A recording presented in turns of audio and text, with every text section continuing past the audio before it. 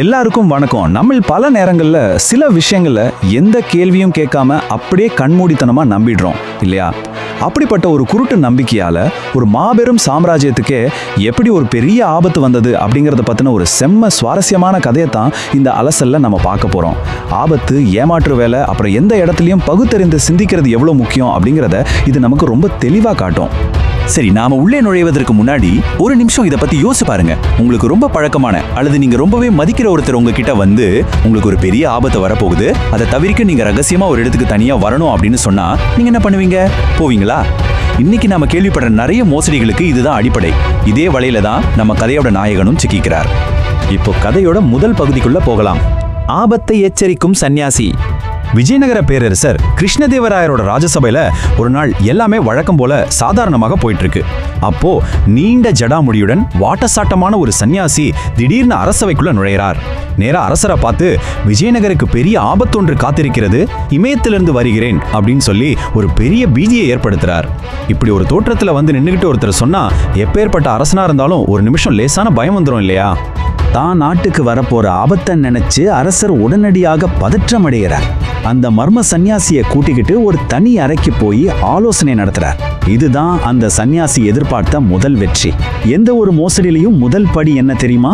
அதிகாரத்துல இருக்கிறவங்கள மத்தவங்க கிட்ட இருந்து பிரிச்சு அவங்கள தனிமைப்படுத்துவது தான். பயம் அப்படிங்கிறது ஒரு மனுஷனோட சிந்தனை திறனை எப்படி சுலபமா மழுங்கடிக்குது பாருங்களேன்.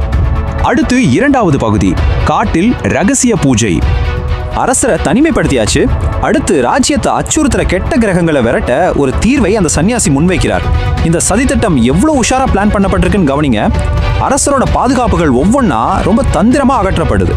முதல்ல ஊருக்கு ஒதுக்குப்புறமான ஒரு பழைய காட்டுப்பங்களா, ரெண்டாவது அங்க தொடர்ந்து 7 நாட்கள் பூஜை நடக்கணும், மூன்றாவது அந்த 7வது நாள் அரசர் எந்த பாதுகாப்பும் இல்லாம தனியா மட்டும்தான் வரணும்.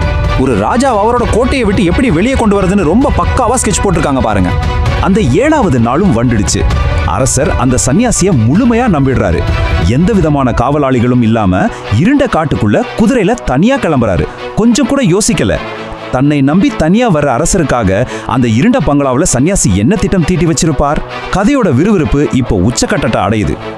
3வது பகுதி, திடுக்கிட வைக்கும் மந்திர ஒளி. அரசர் அந்த பயங்கரமான பங்களாவை சென்றடைறார். அங்க சன்னியாசி ஒரு மாயாஜால வித்தையை காட்டுறதுக்காக காத்துட்டு இருக்கார். பயத்துல இருக்கிற ஒருத்தரை இன்னும் நம்ப வைக்க மாயாஜாலம் ஒரு சூப்பரான ஆயுதம் இல்லையா? சன்னியாசி ரகசிய மந்திரங்களை உச்சரிக்க தொடங்குறார். அவர் சொல்ற ஒவ்வொரு மந்திரமும் சுற்றி இருக்கிற இருட்டுல இருந்து ஒரு பெரிய மர்மமான குரலா திரும்ப எதிரொலிக்குது. அரசே, இதுதான் என் மந்திரத்தோட சக்தி அப்படின்னு அவர் சொல்றாரு. இருட்டுல தனிமையில இதை கேட்கும் போது உண்மையிலே ஏதோ இயற்கைக்கு அப்பாற்பட்ட சக்தி அங்க இருக்குன்னு நினைச்சு அரசர் அப்படியே திடுக்கிட்டு போறார்.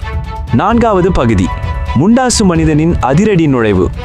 இந்த இருந்த மாயாஜாலத்தை கண்டு அரசர் உறைஞ்சு போயிருக்கிற அந்த நேரத்துல யாருமே சற்றும் எதிர்பார்க்காத ஒரு பெரிய ட்விஸ்ட் நடக்குது.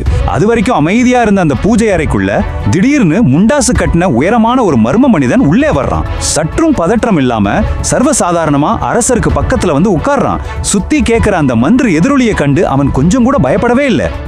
இங்க தான் ஒரு முக்கியமான விஷயத்தை நாம கவனிக்கணும். சன்னியாசி இதை ஒரு மாயாஜால எதிரொலின்னு சொல்லிக்கிட்டு இருக்கும் போதே அந்த முண்டாசு மனிதன் இருட்டை பார்த்து, அடே இதெல்லாம் ரகசியம், பாதாள ரகசியம் அப்படின்னு உறக்க கத்துறான். அவ அப்படி சொன்ன அடுத்த நொடியே அந்த மாயாஜால பிம்பம் சுக்கு நூறா உடையுது. சன்னியாசியோட தந்திரம் அப்பட்டமா வெளித்தெரிய ஆரம்பிக்குது.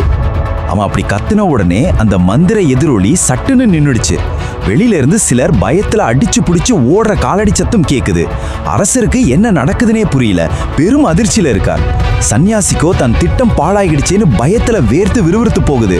ஆனா நம்ம முண்டாசு மனிதர் மட்டும் எந்த சலனமுமே இல்லாம ரொம்ப கூலா உட்கார்ந்திருக்கார். 5வது பகுதி, அம்பலமான சதி திட்டம். வெளிச்சத்திற்கு வந்த சதி.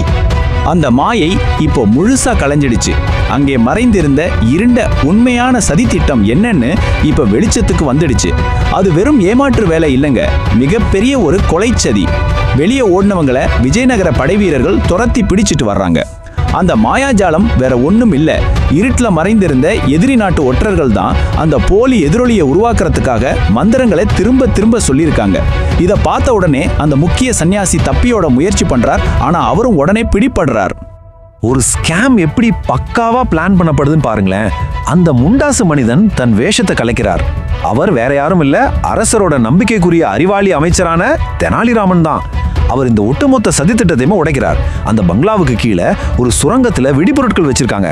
அரசரை தனியா வரவழைச்சு அந்த பங்களாவோட சேர்த்து அவரையும் வெடிக்க செய்து கொள்றது அந்த சன்னியாசியோட நோக்கம். ஆரம்பத்துல இருந்தே அந்த சன்னியாசி மேல தெனாலிராமனுக்கு இருந்த சந்தேகம் தான் இன்னைக்கு அரசரோட உயிரையே காப்பாத்திருக்கு. கடைசி பகுதி மன்னரின் நெகிழ்ச்சியும் அவர் கற்ற பாடமும். தன்னோட அந்த கண்மூடித்தனமான நம்பிக்கை எப்படி தன் உயிரையும் மாபெரும் ராஜ்யத்தையும் இவ்வளவு பெரிய ஆபத்துல தள்ளுச்சுன்னு பேரரசர் இப்போ முழுசா உணர்ந்துக்கிறார். பயமும் நம்பிக்கையும் ஒன்னா சேரும்போது ஒரு மனுஷனோட பகுத்தறிவு எப்படி வேலை செய்யாம போகுதுன்னு அவருக்கு புரியுது. உண்மைதான் தெனாலிராமா, நீ சரியான நேரத்துல வந்த, இல்லாட்டி என்ன நடந்திருக்குமோ நினைக்கவே நடுங்குது அப்படின்னு ரொம்பவே உணர்ச்சி வசப்பட்டு தெனாலிராமனை கட்டி அணைச்சிக்கிறார். ஒரு ஆபத்து வரும்போது பதற்றப்படுறதை விட எதிராளியோட உண்மையான நோக்கம் என்னன்னு எப்படி யோசிக்கணும் அப்படிங்கிறதுக்கு தெனாலிராமன் ஒரு மிகச்சிறந்த உதாரணம். இந்த வரலாற்று சம்பவம் இன்னைக்கு நடக்கிற பல மோசடிகளுக்கு ஒரு சூப்பரான எடுத்துக்காட்டு. உங்க பயத்தை பயன்படுத்தி மாயாஜால தீர்வுகள் தர்றோம்னு சொல்லிட்டு உங்களை ஏமாத்த நினைக்கிறவங்க கிட்ட நம்ம எவ்வளவு உஷாரா இருக்கணும்னு இந்த கதை சொல்லுது. இனிமே யாராவது உங்ககிட்ட வந்து ஒரு அற்புதமான தீர்வு இருக்கு, என்ன அப்படியே கண்ணை மூடிக்கிட்டு நம்புங்க அப்படின்னு சொன்னா ஒரு நிமிஷம் நில்லுது, கொஞ்சம் யோசிச்சு பாருங்க. உங்களுக்கான தெனாலிராமனா நீங்களே மாறுங்க. மீண்டும் ஒரு சுவாரஸ்யமான அலசல்ல சந்திப்போம். அது வரைக்கும் விழிப்புடன் இருங்கள், பகுத்தறிந்து சிந்தியுங்கள்.